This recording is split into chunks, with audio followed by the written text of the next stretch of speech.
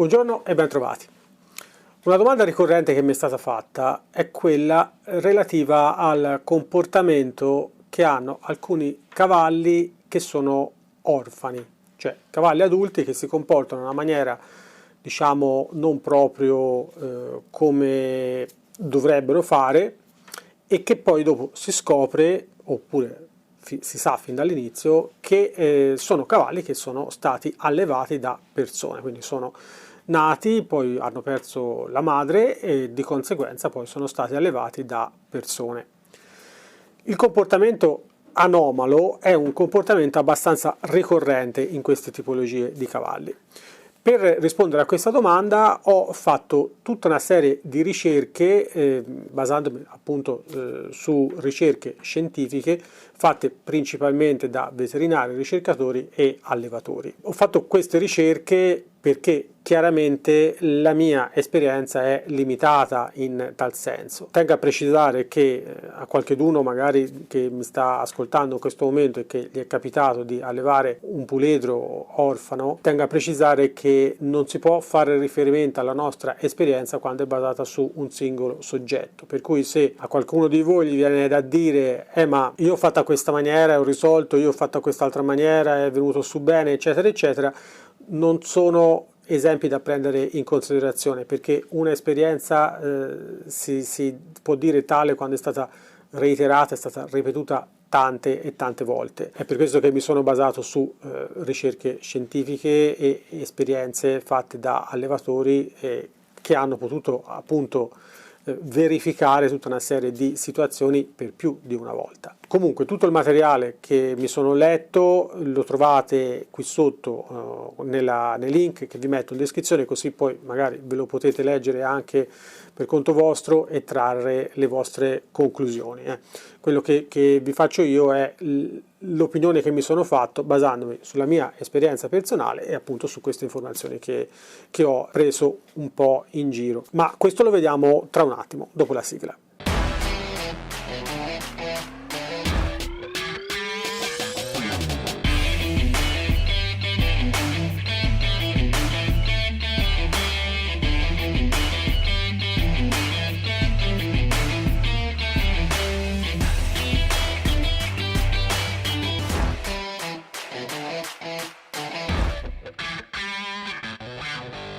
Prima di iniziare e entrare nel vivo dell'argomento, vi voglio ricordare che se vi piacciono i miei video vi potete iscrivere al canale e, mi raccomando, spuntate la campanella perché se no non vi arriva il messaggio che è uscito il nuovo video. Mi è arrivato giusto appunto in questi giorni un messaggio di uno di voi che mi segue dicendomi che non aveva avuto più notizie di me e pensava che avessi smesso di pubblicare i video. Allora, tengo a precisare che YouTube vi manda le notifiche esclusivamente se spuntate la campanella, quindi se vi iscrivete e basta non vi arriva la notifica, vi dovete iscrivere e poi spuntare la campanella, allora a quel punto lì vi arriva la notifica sul cellulare, ricordatelo, altrimenti non vi arriva niente, poi dopo non venite a dirmi che non pubblico video.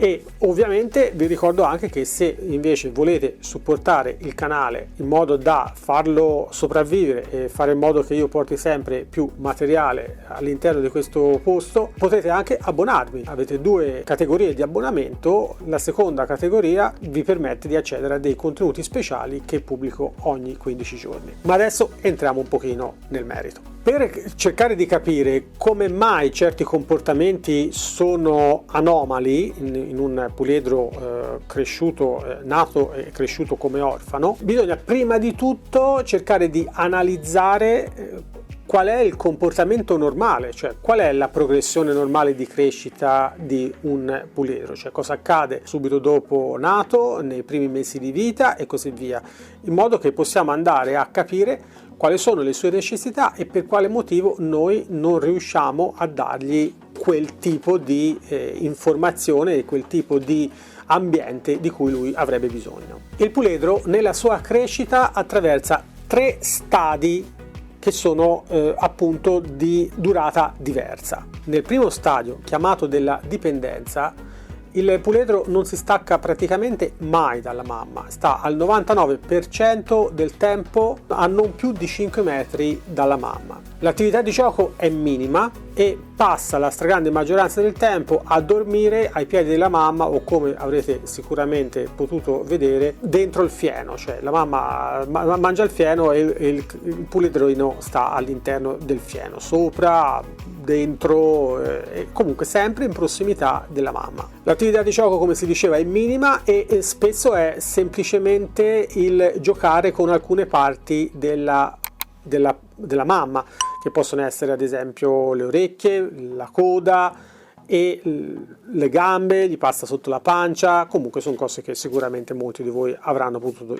vedere di persona anche. E in questa fase la mamma non dice nulla, tollera in silenzio e non fa assolutamente niente. Questa prima parte dura circa un mese. In questo periodo hanno il picco massimo della coprofagia, cioè praticamente mangiano le feci della mamma, perché hanno bisogno di prendere dalle feci della mamma tutta una serie di nutrienti che vanno da batteri per migliorare la digestione a anche altre sostanze che gli servono per il sistema immunitario e anche per la crescita del sistema nervoso. L'allattamento è molto frequente e siamo circa intorno alle 4-5 volte l'ora, che poi dopo piano piano va a diminuire nel passaggio delle settimane fino ad arrivare a 2-3 volte l'ora. Ogni poppata dura all'incirca 1 minuto e mezzo e all'interno della giornata un puledro di una fattrice di 5 quintali e mezzo che pesa all'incirca 60 kg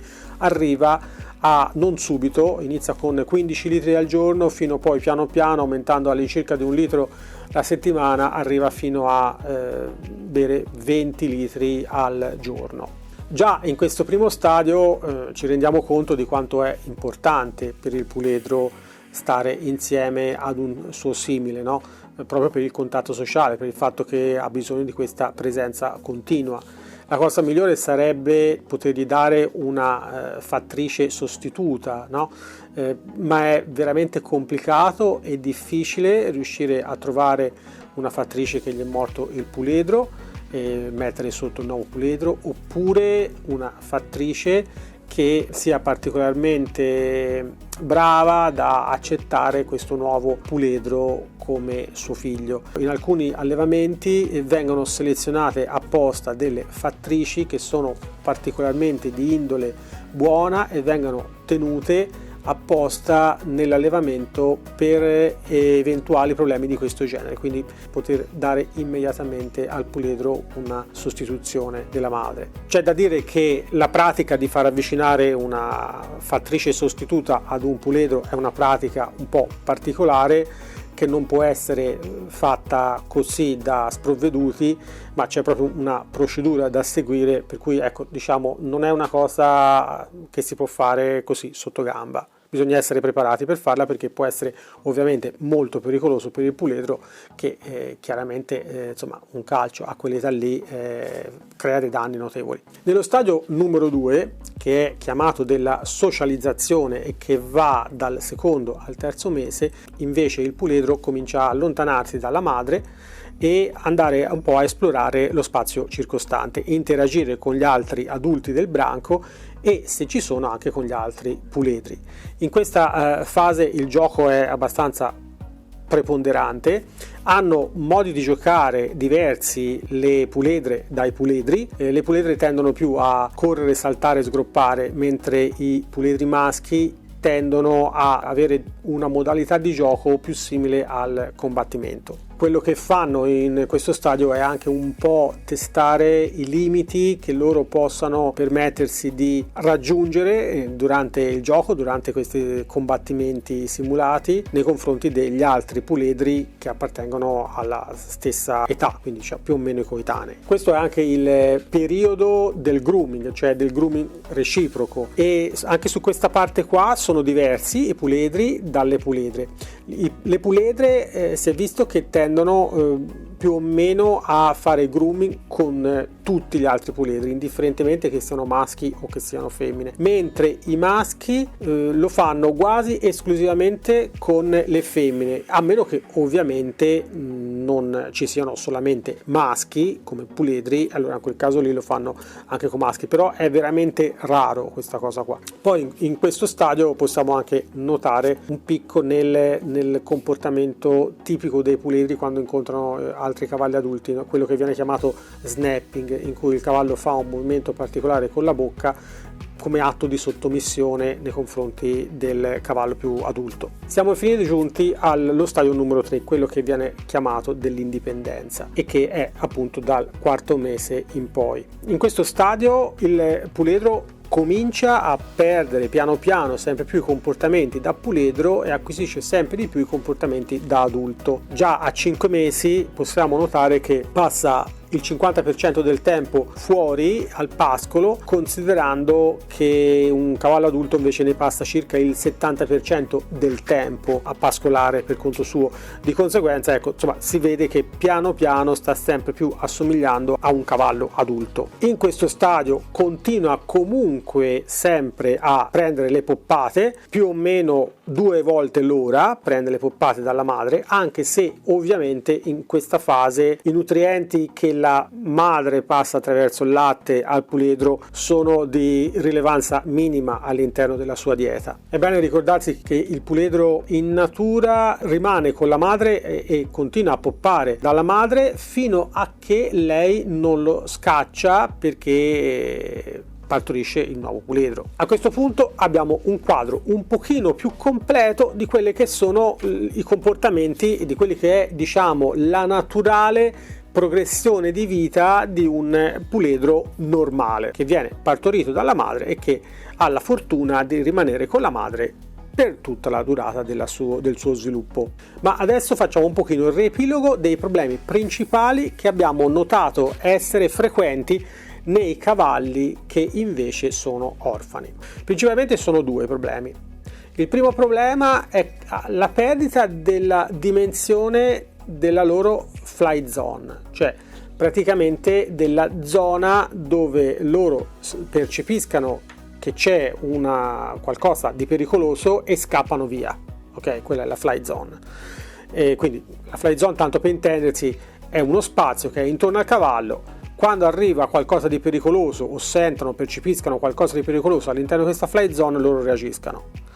Oltre, cioè più lontano da questa fly zone, non gli interessa o comunque non lo reputano tale da dover reagire. Ecco, la prima cosa che notiamo è la perdita di dimensione, cioè non hanno il senso e la dimensione di questa fly zone. Il secondo problema che abbiamo riscontrato è quello della perdita del senso, della consapevolezza dello spazio personale dell'essere umano, e questo ovviamente è dovuto al fatto che poppando tante volte l'ora il patrigno, la matrigna umana sta sempre vicino al cavallo per tantissimo tempo, vicino al puledro, e quindi questa cosa qua lo porta a perdere un po' la sensazione di dover rispettare questo spazio, no? Perché lo viola continuamente. Quindi, compreso quali sono i 2 problemi più importanti, dobbiamo assolutamente cercare di risolverli. Com'è che possiamo risolverli? Bene,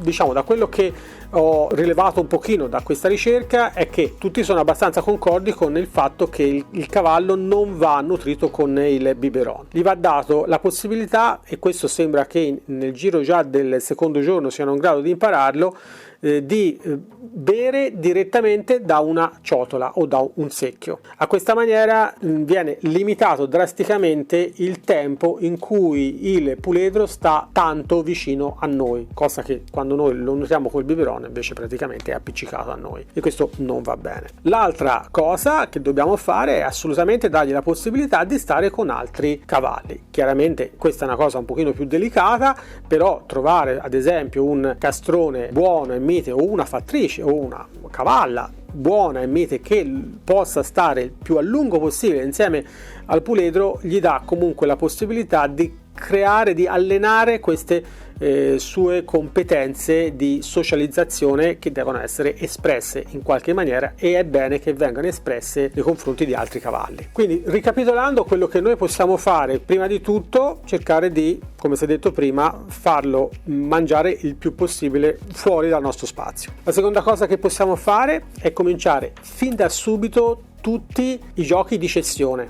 ok? Che sono fondamentalmente, per chi studia il programma Parelli, i giochi numero 2 e numero 3, cioè porcospino e guida. Quindi tutti quei giochi lì vanno iniziati il prima possibile. In questa maniera stabiliamo un protocollo di comunicazione, un linguaggio che ci permette di insegnargli delle cose e ovviamente far rispettare quello che è il nostro spazio vitale e quelli che sono i limiti che lui deve rispettare nel tipo di comportamento che ha nei nostri confronti. Una cosa importante da ricordare è che sembra che i puledri, più che del rinforzo positivo fatto con il cibo, sembra che funzioni molto di più il rinforzo positivo fatto con grattatine, diciamo, nei punti dove gli piace essere grattato. La terza cosa che possiamo fare, l'abbiamo già visto, è quella di dare la possibilità di socializzare il più possibile e il prima possibile con altri cavalli al puledro. Ovviamente a questo punto qualcuno di voi si potrebbe chiedere cosa deve fare se invece questo cavallo che gli arriva non è un puledro orfano, ma è già un cavallo adulto, un cavallo che ha già magari 5-6 anni e che però ha avuto questo tipo di esperienza e quindi ha già sviluppato questo tipo di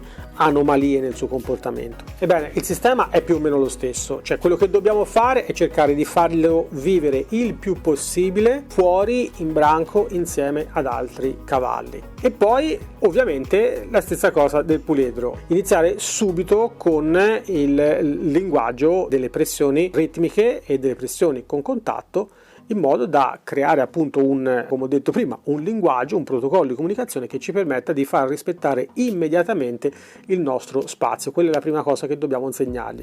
Questo vale un pochino più, diciamo un po' più, un po' meno per tutti i cavalli, però soprattutto su un cavallo del genere e che mostra un certo tipo di comportamento dobbiamo immediatamente andare a mettere a posto questa roba qua, in modo da creare armonia, quindi comunicazione, armonia, empatia reciproca, ma assolutamente rispetto e rispetto della nostra persona, rispetto del nostro spazio, perché ricordatevi che i puledri giocano in maniera veramente molto dura con i loro simili quando sono piccoli e quindi questo aspetto qua noi dobbiamo ricordarcelo. E siccome sono molto confidenti con l'essere umano, perché sono stati allevati dall'essere umano, sono stati imboccati dall'essere umano, questo spazio loro non lo comprendano, vengano addosso e pensano di avere a che fare con un altro cavallo. Quindi non è che lo fanno con cattiveria,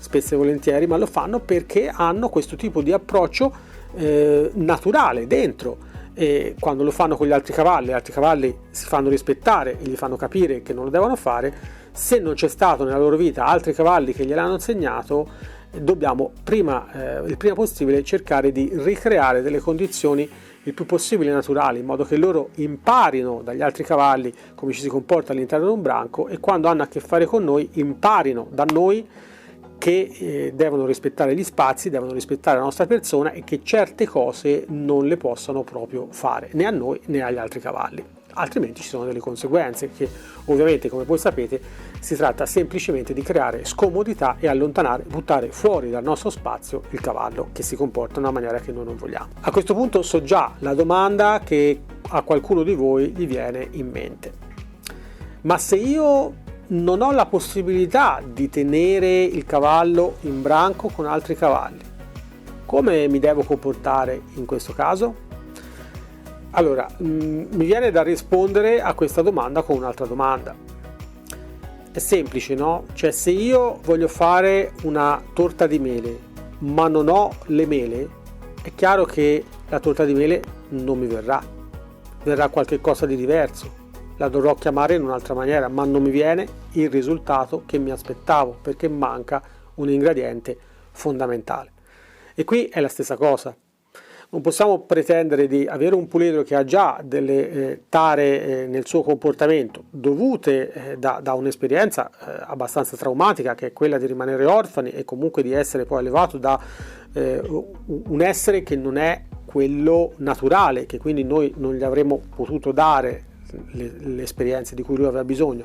Quindi arriva da noi un cavallo che ha già dei problemi e per risolvere questi problemi indubbiamente io devo cercare di creare delle condizioni più naturali possibili. Se non posso creare queste condizioni, è difficile che io possa pensare di risolvere questi problemi. Posso provarci, ovviamente, ma sarà scarsa la probabilità di successo, perché sto facendo appunto la torta di mele senza le mele. Ok? Ed anche per oggi la puntata finisce qui. Abbiamo visto un argomento un pochino particolare. Spero con questo contenuto di aver risposto un po' a coloro che mi avevano fatto questa domanda e aver dato modo un pochino a tutti voi di riflettere su come mai ci possono essere certe problematiche su alcuni cavalli. E se vi piace questo video vi ricordo di mettere un like e noi ci vediamo la prossima volta. I met him on a sunny day in late July and everything turned upside down. I almost lost track of time as weeks went by. I couldn't get him off my mind. I told him I want that great love, like standing in the middle of a bonfire. You don't know how you got there, but you hold tight, knowing that you can't get burned. Just tell me how we lost track of everything but each other. I honestly don't know. And tell me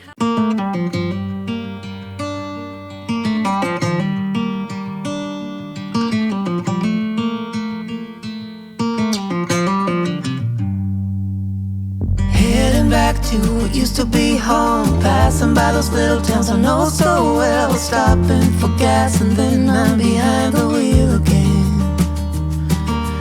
Driving is like a spiritual cleanse, where every mile is a new beginning and every bend holds a new end.